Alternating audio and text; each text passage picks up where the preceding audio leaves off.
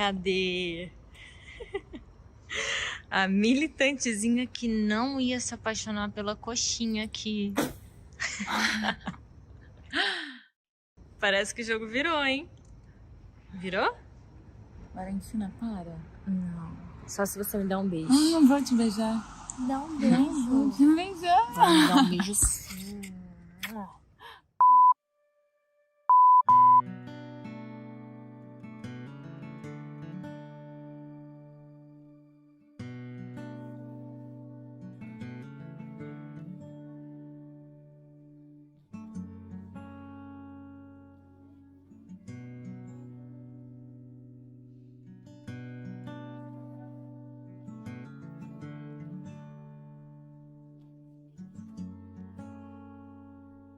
Olá pessoal do Cinematologia, a gente está aqui hoje com o nosso parceiro Novo Hotel Morumbi para entrevistar a Priscila Reis, a Luísa de Stupid Wife. Primeiro de tudo, é um prazer estar te entrevistando, sou uma grande fã sua da série também, te conheci na série e fui procurar tudo que você fazia, é um prazer imenso estar te entrevistando hoje. Obrigada, eu que me sinto honrada por esse espaço, por essa troca, já acompanhava vocês nas redes sociais. Acho que é um canal muito importante, né, principalmente para o nosso trabalho, então estou muito feliz de estar aqui hoje com essa entrevista. A gente que agradece. Pri, fala um pouquinho pra gente como foi o comecinho da sua carreira. Eu comecei com 13 anos num projeto social que tinha no Rio de Janeiro, que nós apresentávamos peças de teatro infantis para escolas municipais do estado do Rio. Então eu viajei o estado todo durante um ano com esse grupo de teatro, apresentando para as crianças. Sinto muita falta até de fazer teatro, assim, que é um contato com o público ali na hora, né? A reação, você vai atuando e vai vendo como o público reage. Acho que isso foi muito bom para mim começar. E, enfim, depois comecei a trabalhar como modelo, fiquei uns anos fora do Brasil, mas desde que eu voltei, eu estudo, sou focada e já fiz outros trabalhos como atriz.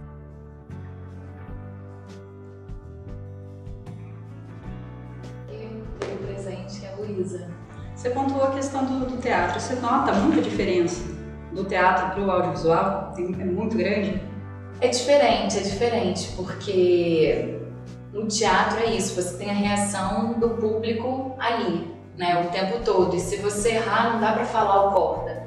Você tem que jogar com o seu erro, né, sem que o público perceba. Então eu acho que isso te dá um tônus no improviso muito bom. Você tem que estar 100% atento em cena, né? Porque se você errou, como é que eu vou corrigir isso aqui rápido agora dentro da minha personagem? No audiovisual, eu acho que a gente tem a ferramenta de poder cortar, de poder editar. Eu gosto de fazer os dois, né? São lugares diferentes. Certo. E a questão do audiovisual, a Luísa é a sua primeira personagem para uma websérie?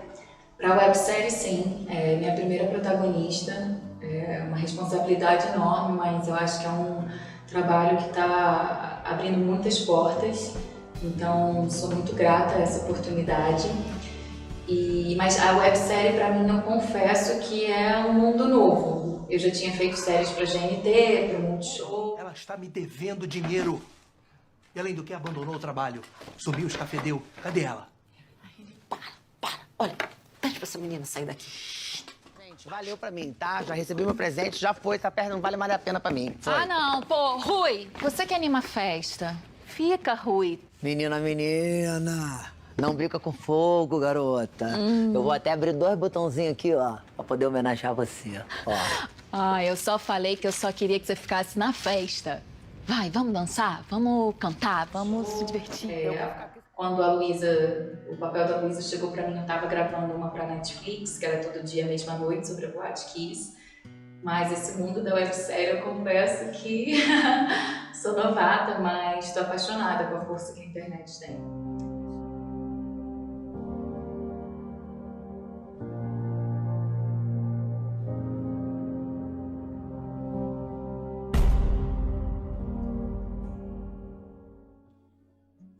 Pri, fala um pouquinho pra gente como foi a construção da Bia, sua personagem de Todo Dia, Mesma Noite.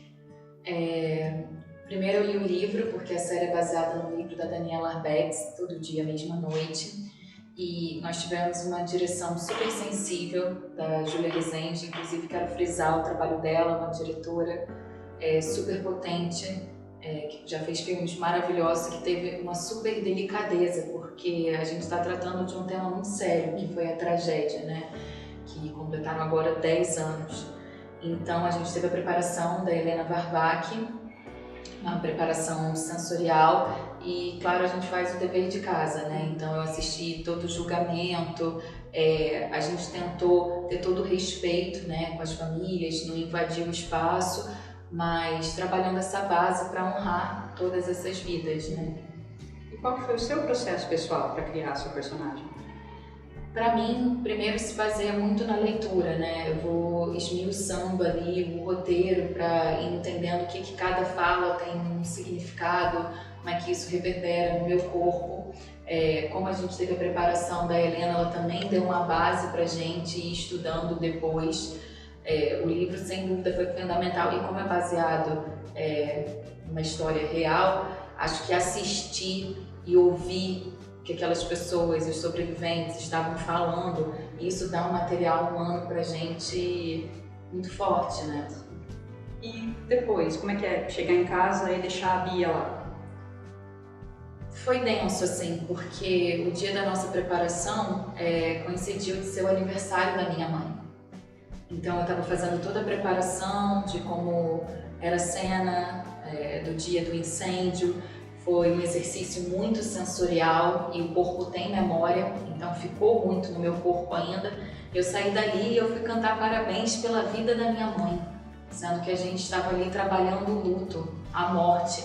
Então eu estava coexistindo com essas duas energias dentro de mim. Claro que a gente, né, sempre que sai de uma preparação, alguma coisa a gente tenta esvaziar, lógico. Mas é impossível que isso não fique reverberando dentro da gente. Então, é por isso que eu tenho muito respeito pelo trabalho, porque com certeza teve alguma chavinha aqui dentro de mim que mudou. Acho que todo trabalho que nós, atores, fazemos, sempre tem uma parte da gente que amadurece, que olha a vida de uma perspectiva diferente. E, sem dúvida, todo dia, mesma noite, fez isso comigo. Qual das suas personagens, você tem uma favorita? Vale a Luísa por enquanto. Tem que ser ela, né? Luísa, minha primeira protagonista, atravessou meu caminho, tá me dando a oportunidade de chegar a lugares que eu sempre batalhei, né? Tô aqui hoje por conta do sucesso da série, né? Então não tem como não falar, e fora os desafios, assim, pra mim como atriz, de botar em prática todo o meu estudo. Me sinto muito honrada, assim. É uma personagem que, sem dúvida, foi um divisor de águas que eu vou levar comigo pro resto da minha vida. Me imagino, assim, velhinha, e falando, nossa, Luísa. E a arte chega na vida de cada pessoa de uma forma diferente. Você já começou querendo ser atriz. Sim. Como você sentiu isso? Você consegue pontuar para quem gosta, para quem é tão apaixonado por isso quanto a gente? Eu acho que pra mim veio uma coisa desde quando eu era criança, assim. Sou muito sortuda, que a minha família sempre foi movida à arte, né? Então minha mãe sempre me levou pro teatro desde criança, shows, música, Caetano. Então eu sempre tive essa base. E eu acho que isso foi me dando essa curiosidade, né? Então, quando eu assistia novela ou filmes quando eu era criança, isso sempre me dava uma cosquinha, né? Que a gente fala, uma fome. E minha família sempre me apoiou muito. Então, desde criança, lá quando eu tinha 13 anos de idade, eu falei, eu quero fazer teatro. Minha mãe me buscava no colégio, me levava pro teatro, depois eu ia para casa. E queria fazer agora para você uma pergunta de uma das meninas de um dos fandoms. Eu só não consegui pegar o nome aqui do fandom, mas a fã é a Flávia Juliana de Salvador. Ai, adoro Salvador. A pergunta, na verdade, é mais um conselho. Qual conselho a Pri de hoje daria para do passado quando começou a fazer teatro? Um conselho... Eu acho que seria mais calma, que vai vir no tempo certo, assim. eu sou capricorniana, né? Então eu tenho um lado controlador muito grande. E a gente sabe que nessa profissão as coisas demoram, nem sempre é no tempo que a gente quer. Né? Então eu acho que muitas vezes, assim, no passado eu tinha essa ansiedade de saber se ia dar certo, até porque a gente abre mão de muita coisa para ser artista, né? Então eu acho que eu falaria assim, calma, vai na sua, o caminho é esse mesmo. E dentro disso, quais os maiores problemas, percalços que você passou no começo da carreira?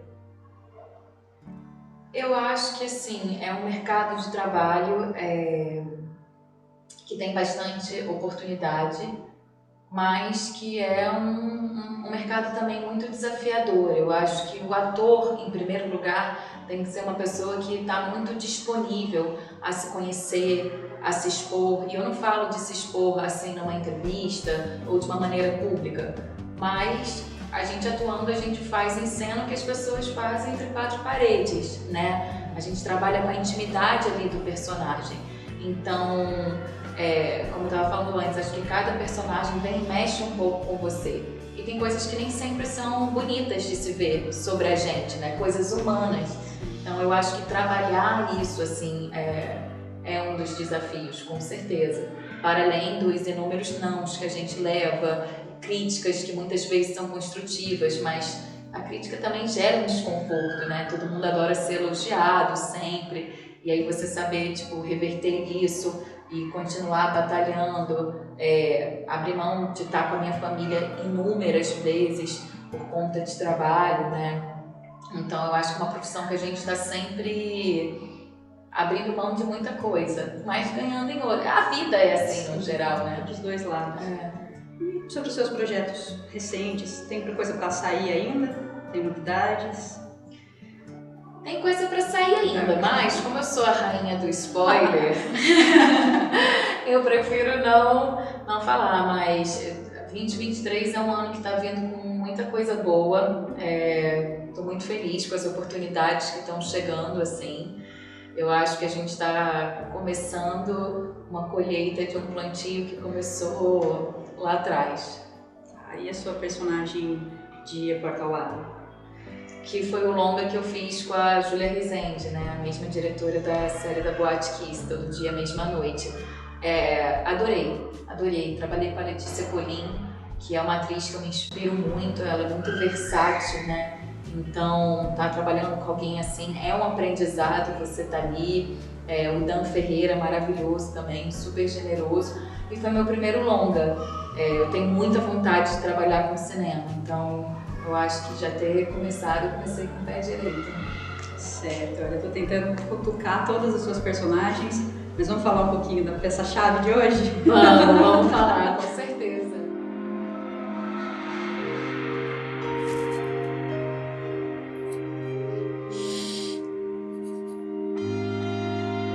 Como a Luísa chegou na sua vida? A Luísa chegou através de uma consulta no Instagram da Rafa. A Rafa era produtora da Pontuação na época. Ela disse que viu meu perfil do OPA. O OPA é um cadastro de atores online. E de lá ela entrou em contato comigo e eu só estava no Rio por um dia. Porque eu moro aqui em São Paulo, né? Era para ser super. E ela falou, olha, tem esse dia disponível, você pode fazer o teste? Eu falei, pô. Fiz o teste, de noite já voltei para São Paulo. Não posso. Eu não quero.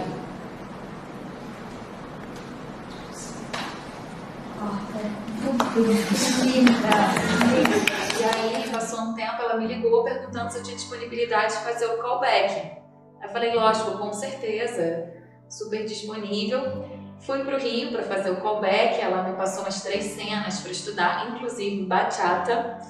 Fiquei treinando, estudando sobre o que era bachata, que eu confesso que eu não conhecia. E aí vi que é uma dança da República Dominicana, fui toda preparada para o callback. Chegou lá, não era nada de callback, eu já estava aprovado, recebi o roteiro de Luísa, que na época era a Agatha, e eu assim, né? E aí foi a Guiar, na verdade, que me comunicou. Eu falei, gente... E vocês já se conheciam antes de cursos, né? A gente já se conhecia antes de cursos, assim, e temos a sorte de ter esse encontro de almas, com certeza. Você falou sobre a bachata, fala um pouquinho pra gente disso. Olha, eu tava falando agora sobre os desafios de atuar, né? A dança, pra mim, desde nova, nunca foi um lugar muito confortável. Enfim, acho que pela minha questão da altura, do meu biotipo, eu nunca me senti muito segura. Mas já tinha feito dança de salão, como carioca eu tenho uma referência do samba, adoro. Só que a bachata é totalmente diferente, né? É outro corpo, é outro movimento, são ombros, gada no quadril. E aí tivemos a preparação com a professora, mas foi um tempo curto devido ao pique das gravações. Então foi um processo muito desafiador, assim. Estudei a beça, mas, claro, é normal em tudo que a gente não domina 100% bater aquela insegurança. Mas fluiu, gente. Fluiu muito bem, tudo muito bonito. Ai, que obrigada. Muita gente em volta quis aprender a dançar bachata, inclusive eu, depois de ver. Não fiz ainda, mas quero aprender. Eu achei muito bonito de ver. É uma dança muito sensual, né? Eu sinto que é como se fosse um jogo ali, que você domina e é dominado, domina e é dominado.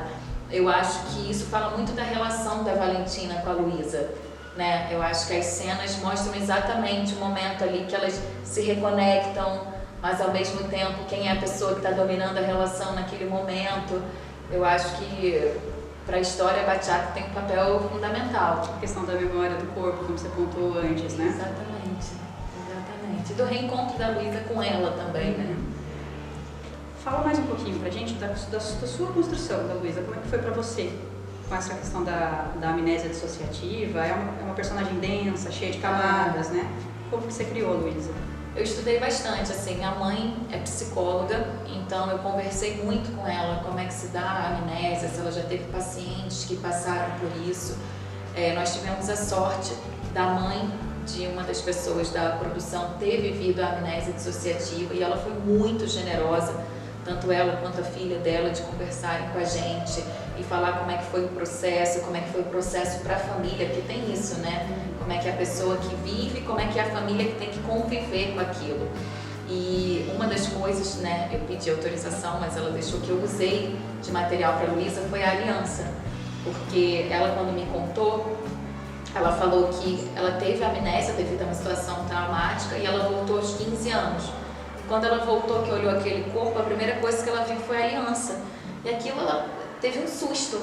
Então, na hora, ela tirou. E só quando ela voltou do estado da amnésia, né, voltou a si, que ela botou a aliança de volta. E eu falei, eu vou levar isso pra Luísa. Eu vou tirar, e um dia que ela decidir se abrir pro relacionamento com a Valentina de novo. Tanto é que essa cena de colocar a aliança não tinha no roteiro.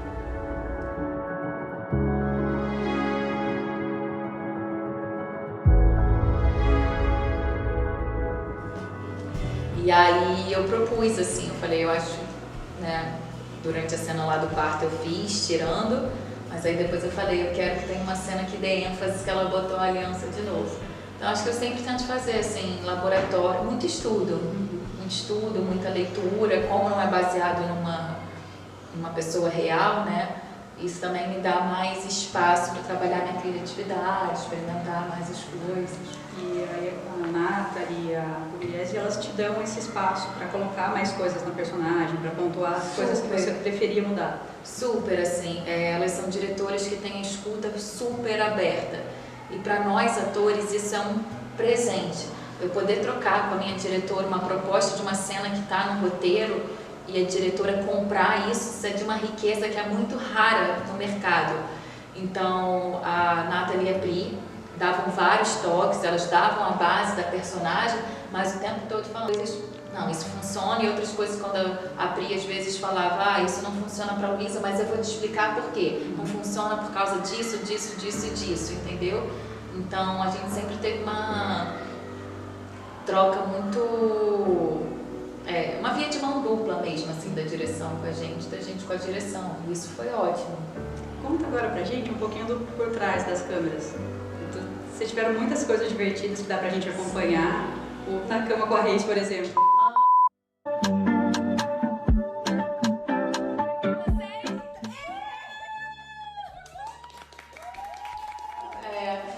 O Na Cama com a Reis surgiu assim, eu adoro esses bastidores, né? E uma coisa que eu sempre deixo bem claro é que assim, é o meu rosto da Buiar que está sendo visto. E o nosso nome que está chegando em primeiro lugar junto com a série, lógico, mas a gente carrega toda uma equipe juntas. Hoje eu estou sentada aqui, mas eu estou falando pela direção, pelo áudio, pela direção de arte, pela caracterização, figurino. Não existiria a Luísa se não fosse tipo, toda essa equipe, sabe? Então é um trabalho muito importante. E o Na Cama com a Reis surgiu da ideia do público entender como que o papel de cada um é fundamental nessa história. Porque todo mundo vem falar comigo, é a Luísa, mas a Luísa veio da minha conversa com a Mona, pra gente pensar no cabelo da Luísa. Veio com a minha troca com a figurinista de entender quais são as cores da personagem, sabe? E aí eu criei essa entrevista pra gente falar um pouquinho. Como a gravação era muito corrida, acabou que não deu tempo de, enfim, entrevistar todo mundo, mas é um projeto que está guardado com carinho e que, enfim, espero o mais rápido possível conseguir viabilizar, assim, porque eu quero dar voz para o pessoal entender como é que funciona um áudio, a diferença da luz, né? Continuando sobre as questões da produção, na primeira temporada foi um pouco mais penoso para vocês, a questão dos horários e tudo, né? Conta um pouco a diferença da primeira para a segunda temporada. Eu acho que a primeira temporada realmente, assim, foi um pouco mais desgastante, porque a gente gravou no inverno e eu sou uma pessoa que sinto muito frio, mas eu acho que a gente conseguiu conversar com a produção e entender, assim, que às vezes teremos mais diárias, mas isso também vai interferir diretamente na qualidade do nosso trabalho, né? A gente vai ter mais tempo para descansar e, por consequência, estar melhor em cena. Então, acho que a gente conseguiu ter bons ajustes, assim, na equipe toda, né? Então, vamos voltar para a Luísa? Vamos. Reis, fala um pouquinho pra gente dessa coisa do vamos passar pano pra Luísa. Você vai passar pano sempre pra ela, né? Sempre. Tem uma coisa que a gente aprende como ator, que a gente nunca pode julgar o personagem. Independente se ele é um vilão, a gente não julga como vilão, né? Temos que entender quais foram as motivações. Eu acho que o filme do Joaquin Phoenix, o Coringa, humaniza muito, né? Você começa a ver que o Coringa não é um vilão, e sim uma pessoa que está machucada e por isso ela machuca. Então, eu sempre entendi os motivos da Luísa. Para mim são muito palpáveis e coerentes. E eu acho que tem a arte da edição, né? Com certeza, a gente estava ali gravando, mas quando edita, a edição conta muito uma história. Por exemplo, eu estou aqui conversando com você. A forma que ela foi editar pode te favorecer ou me favorecer na história, né? Então, quando foi editado o que estava, eu vi que a galera começou a ter não ter tanta empatia pela Luísa, por ela estar ali muito num lugar na defensiva, né? E acho que todo mundo olhando a Valentina nesse lugar doce, a Luísa não tinha essa percepção. Então eu comecei a falar isso, gente, vamos passar pano porque vocês vão entender depois as motivações dela, né? E foi muito engraçado, eu recebi tanto pano de prata, tanto com isso. Isso sobre passar pano e a gente entender depois as questões, vai ter muito pano para passar para Valentina também? Deixa eu ligar aqui para a pessoa. Então, eu acho que a segunda temporada vem costurando muitas das coisas que ficaram em aberto da primeira, né? Eu acho que várias perguntas estão em abertas e esse roteiro novo, assim, vem para justificar muita coisa. Contando com vocês, Luísa. Ela não quer passar pano nenhum pra Valentina, vocês perceberam, né? Não, calma, peraí. É porque eu tô pensando, gente, eu tô falando, tô pensando, mas eu acho que as duas personagens têm motivações muito fortes, né? E eu acho que é por isso até que a série tem um sucesso muito grande, porque são duas mulheres com propósitos muito firmes, né? Cada uma com a sua verdade, que depois elas têm a verdade delas também. É muito gostoso ver como a série coloca a questão até da representatividade, não só homoafetiva, mas de todas as questões. Puxou para a amnésia, coloca o casal como um casal normal e não é visto assim na sociedade, né? Como é que foi para você interpretar a Luísa nesse ponto, nesse viés de representatividade? Eu acho que foi uma responsabilidade enorme, né? Mas, como eu já falei várias vezes, assim, então, pra mim foi muito importante, assim, porque minha irmã tem um relacionamento lésbico, então eu me senti muito representando ela, assim, ouvindo tudo que ela, na nossa intimidade, me confidencializa, e eu botando isso no meu trabalho. Eu acho que o trabalho do ator é isso, né? Trazer temas, ter essa representatividade, tocar quem assiste. Quando você assiste uma peça, quando você assiste um filme, que você se sente pertencente da história, né? E eu acho que esse fandom enorme que a gente tem é porque as pessoas se identificaram com o casal e com as personagens. Então, eu sinto assim que o meu trabalho como atriz, o meu propósito como atriz está sendo cumprido. E quais as suas cenas favoritas para gravar, para assistir? E o contrário também, quais as piores cenas que você teve para gravar ou a pior cena? A mais difícil, talvez? Então, as cenas que eu mais gosto, como atriz, é a cena icônica, né? Porque você não me chama de amor, que eu não sou o seu amor. Me faz um favor. O que você quiser.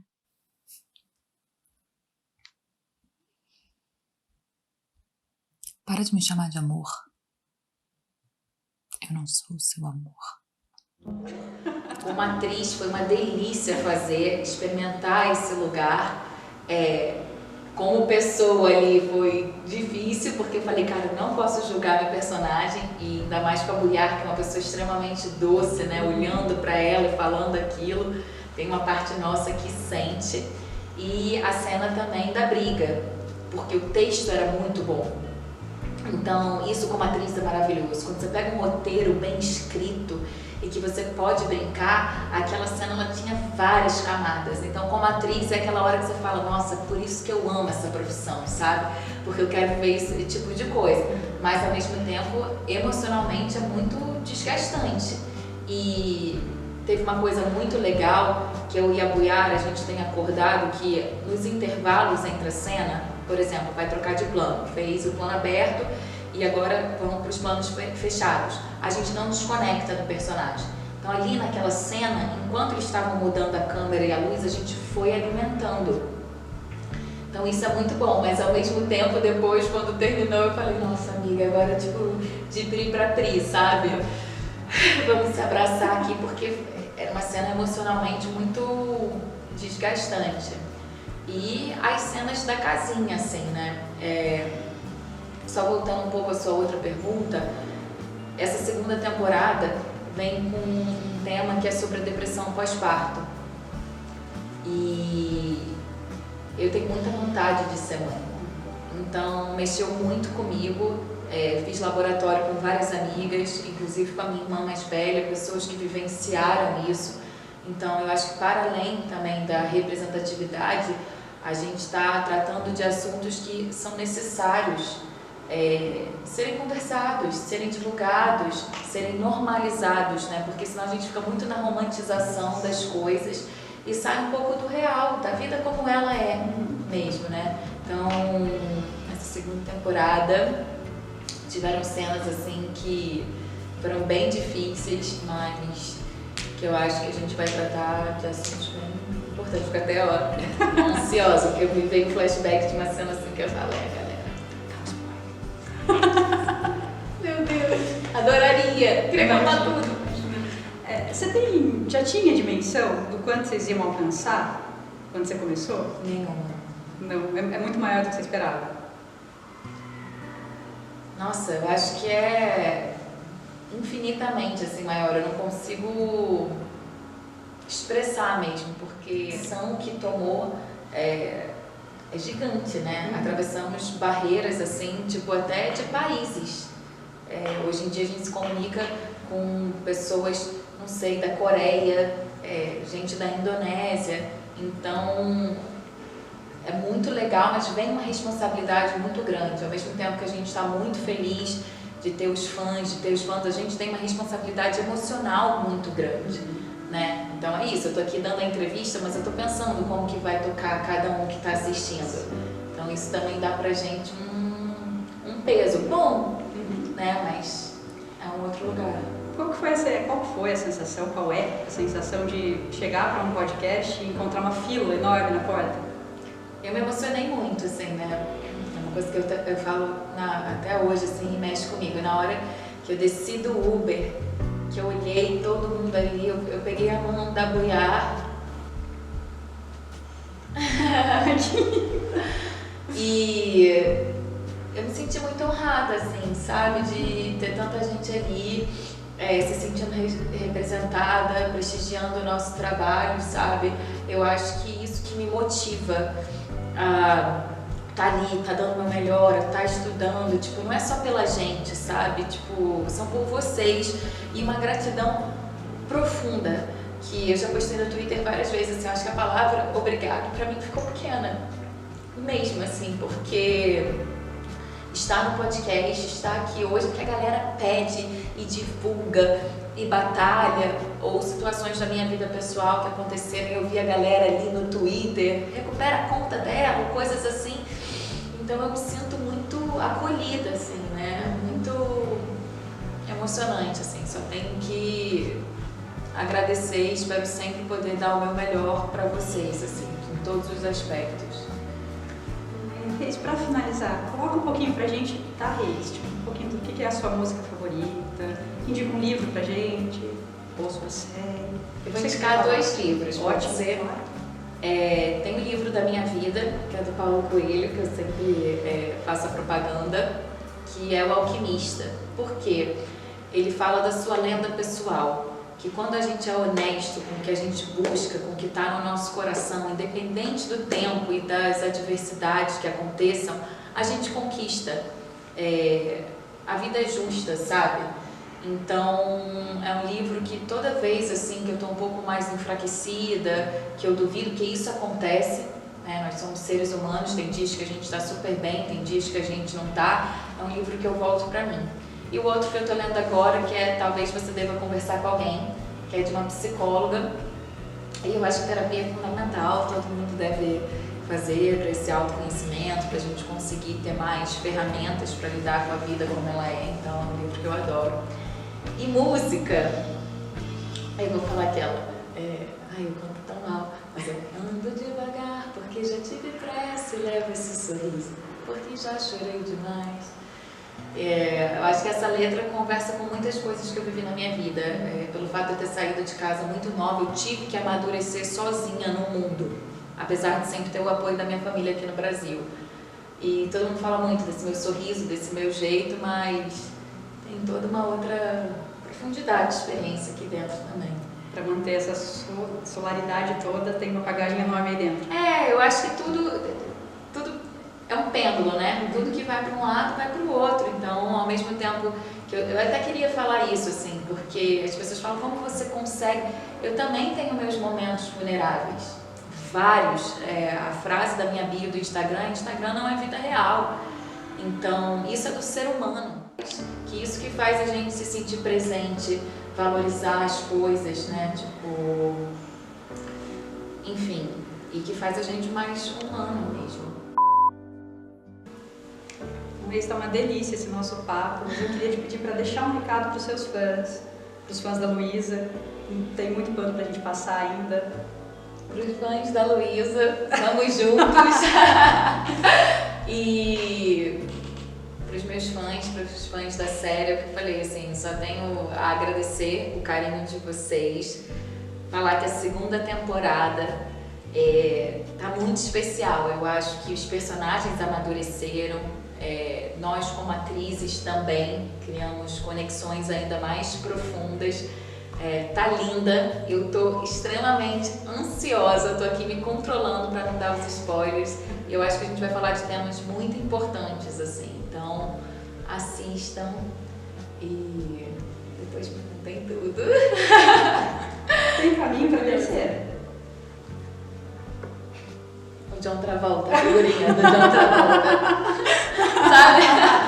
Adorei te contar de a figurinha do John Travolta. É isso mesmo. Muito, muito obrigada por ter dado seu tempo pra gente, por ter respondido essas perguntas todas. Obrigada de verdade. Eu que agradeço mesmo de novo o espaço aqui. É sempre muito bom poder falar da Luísa, da minha personagem e também falar um pouco de mim, da minha trajetória, dos meus trabalhos. Prazer. Prazer foi todo nosso. Pessoal, é isso por hoje. Beijo.